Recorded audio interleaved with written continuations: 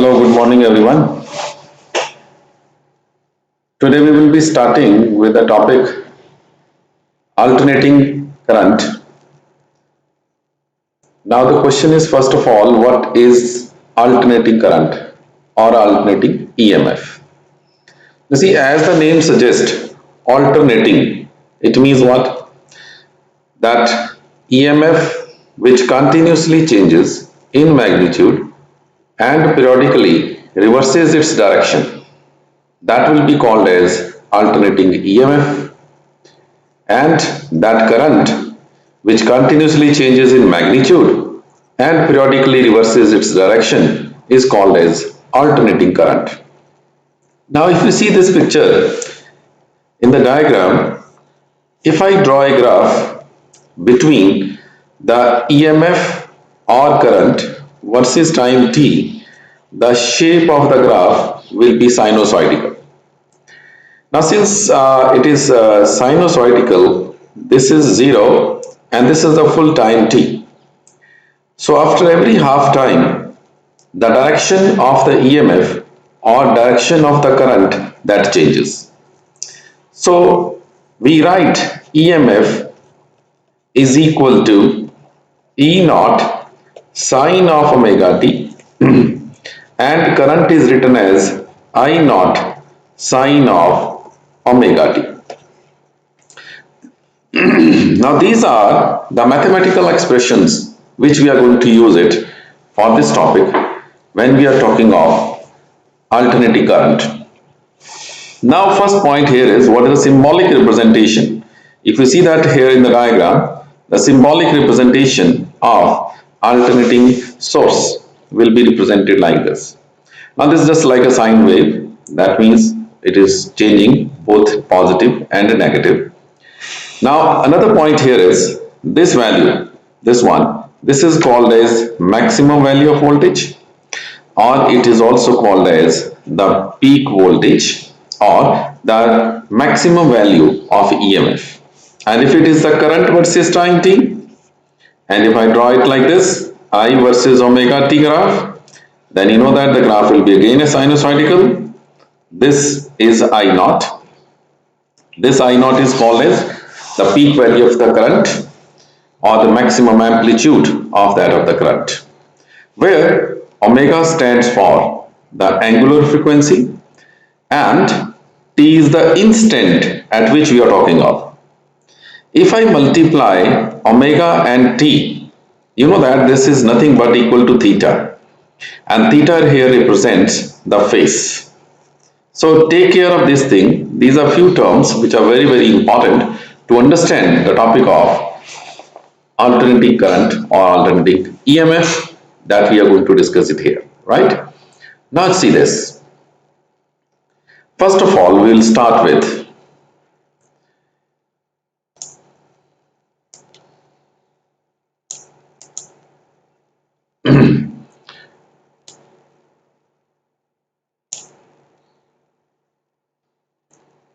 the definition of this alternating current, and that is what?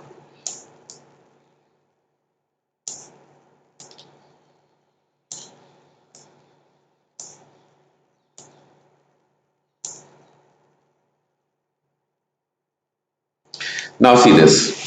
This is called as the very first definition, which is called as average or mean value of the current. Now try to understand one thing. What is mean value or average value of the current? Now see that here I will explain it like this. When you have AC signal, so you know that the complete AC signal, that is from 0 to t, right?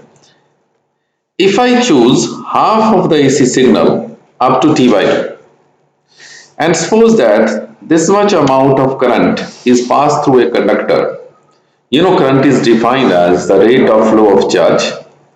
Whatever charge is passed by half of the AC signal, if the same quantity of charge, which is the mean value of current, what is mean value? It is that current which will pass same quantity of charge through a conductor as is passed by half of the AC signal if it is passed through the same conductor for the same time.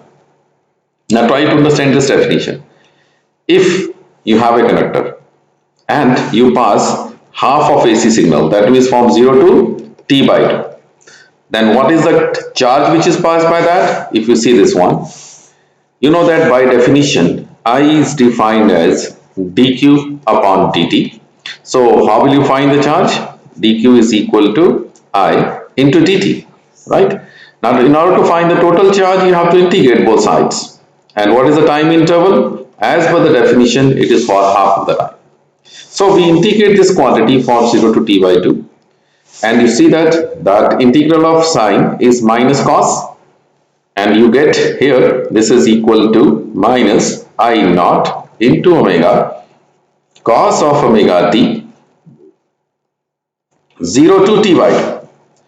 And when I put the limits for this particular calculation, then check it what we are going to get it here now. Minus I naught omega into cos of omega, right? Omega is 2 pi by t into small t. What is small t? T by 2 minus cos of 0. Now check what is this equal to? Minus I naught omega. This tt cancels, 2 cancels. This is cos of pi minus cos of 0. So this is equal to minus I naught omega minus 1 minus 1. This is minus 2, minus minus cancels, 2 I naught into omega. What is omega? 2 pi over t. So this is equal to the total quantity of charge.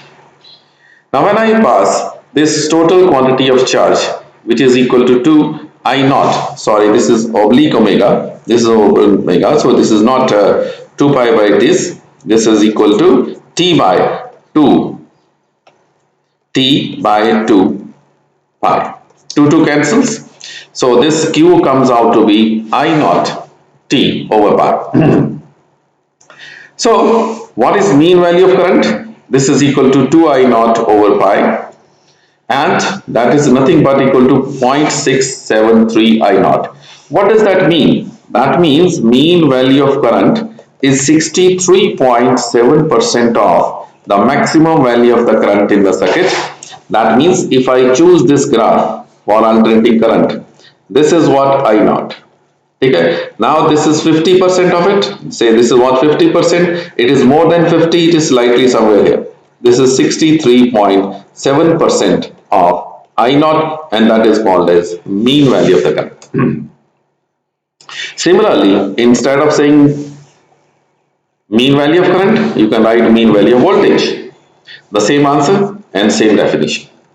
So mean or average value of alternating current or EMF is 0 over a cycle. This is a very important point to be noted down. That's why we just calculated for half of the time, half of the AC signal. If you calculate it for the full signal, the answer comes out to be 0. So mean value of current is 0 for the full cycle.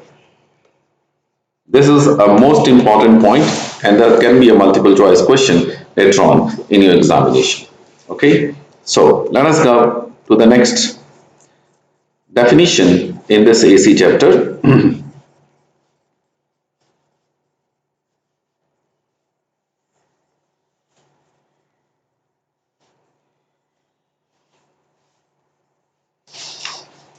Okay, so next definition comes.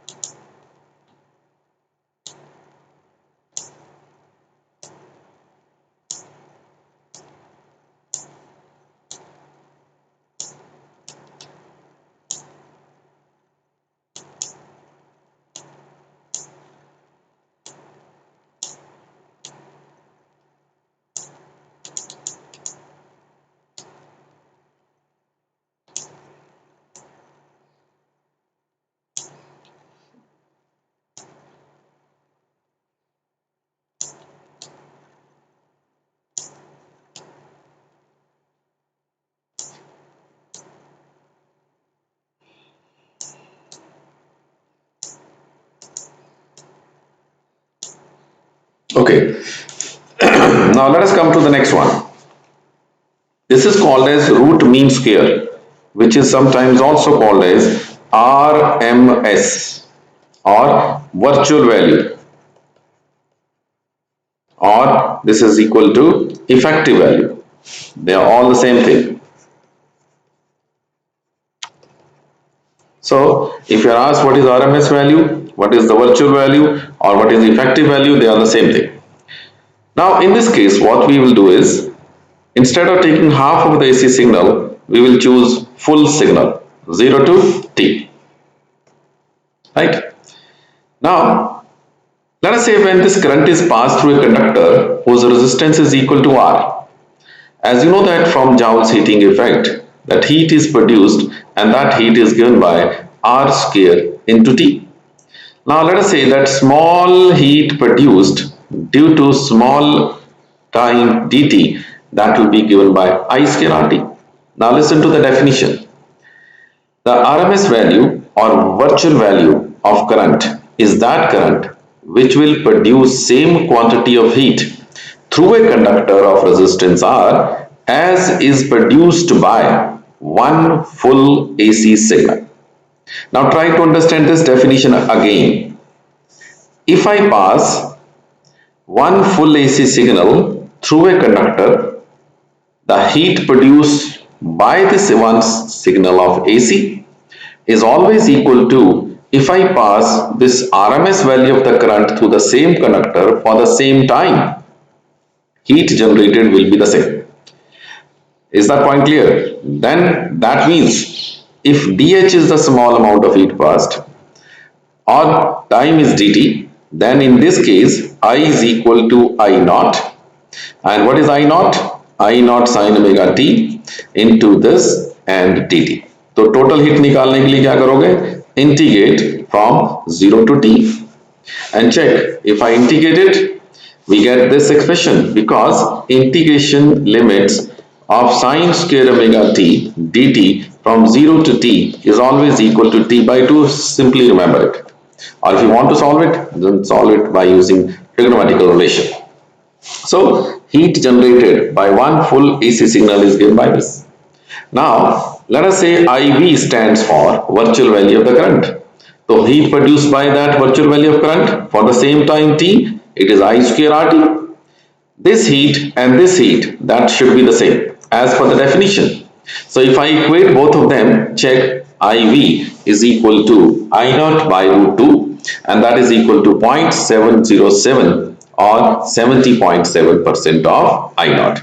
It means if this is that I naught, this was 63.7%, that was mean value of current, and slightly above this one is 70.7% of maximum value. This is called as RMS value, virtual value or effective value of that alternating current. Now this point is very important. Again, try to see it here, which we have written in the form of note. Root mean square value of alternating current can be calculated over any period of cycle since it is based on heat energy produced. So do not use the above formula if time interval under consideration is less than one time period. अगर वो one time period से नीचे दे रखा है, you can't use this particular relation.